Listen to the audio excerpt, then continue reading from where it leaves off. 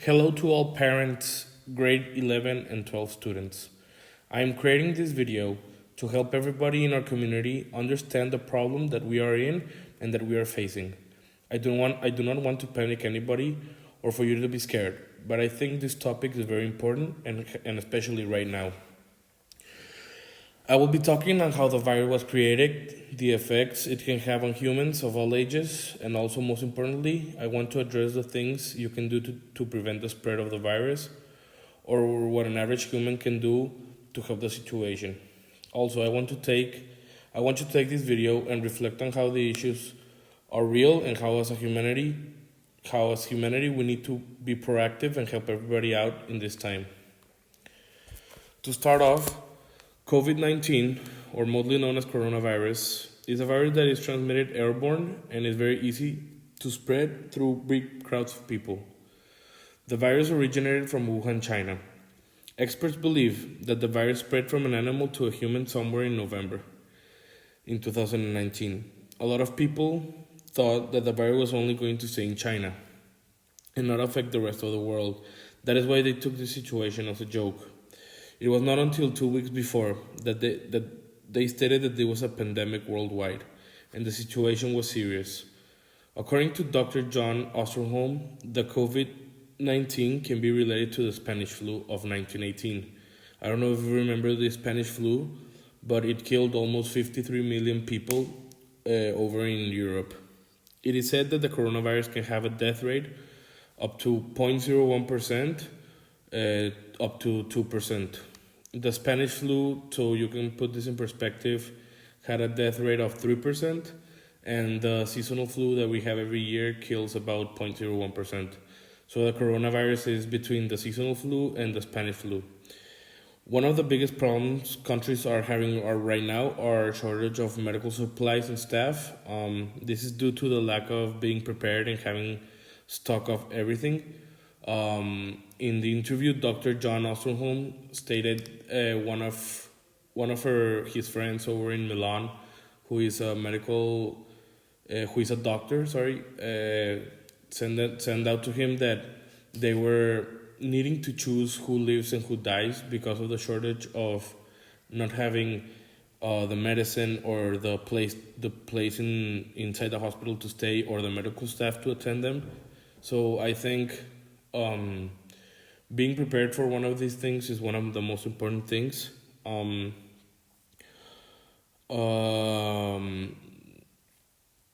Due to the lack of being prepared and having stock of everything, Dr. John Osterholm insisted to all governments to be prepared for the next disease that come in the upcoming years. He wanted this virus to be a wake-up call for the world that we need to be more precautious and think about the future. Also, with medicine, with vaccines, they need to fund more money in order for them to keep creating new vaccines so we can prevent this type of pandemics. And as of today, there are more than 350,000 cases of coronavirus and more than 14,000 deaths. Almost 100,000 people have recovered from the virus. So as you can see, a lot of people do recover, but do not take this lightly. And a lot of people think that this is just an old people disease. But as we can see in Italy and France and other countries, younger people, like 40 years of age, started dying because of this disease. And mostly it's due because of the lack of medicine and everything. So young people do not take this lightly. And this is not a virus that is going to come and go in 1 month. This Dr. John Osterholm said that this can go up to 7 months before it starts to slow down or eventually go. So in the meanwhile, we have to stay positive, pray for everybody who's going through a bad time, be prepared to be inside, go buy food and essentials, but do not go buying more than you need so other people can also buy essentials. Don't buy in bulk, only buy what you need. Do not leave your house unless you have to. For example, if you're going to the supermarket or going to the pharmacy or going to the hospital, you don't need to go out. You would help everyone if you stay inside, stay clean and healthy. Eat well, sleep well, and do your daily exercise will help you to stay strong in the case of the virus attacking you. It's the only thing that you can do right now to not go out and be exposed to the virus and spread it, and also be prepared for the virus to attack you if it comes down to that point. Now this is time that you have to take to reflect on how you value your life and the things that you're lucky enough to do every day. For example, going to school, hanging out with friends, or going out are a few examples of things that we take for granted and that we should be grateful for them. Being inside my house, it has taken the time for me to reflect on what my future should be, how I should appreciate more life, how thank every day that I'm alive and well, and that is something that you should do. So take this time to be close with your family, bond with them, do not get stressed out, and thank your God that you're alive and well every day.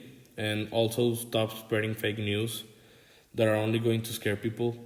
If you really want to know anything, research about a medical expert talking about this, or check the sites before you want to spread their information. Do what the government tells you and follow instructions. But the thing you need to know is at the end, we're going to get through this as one. So be strong.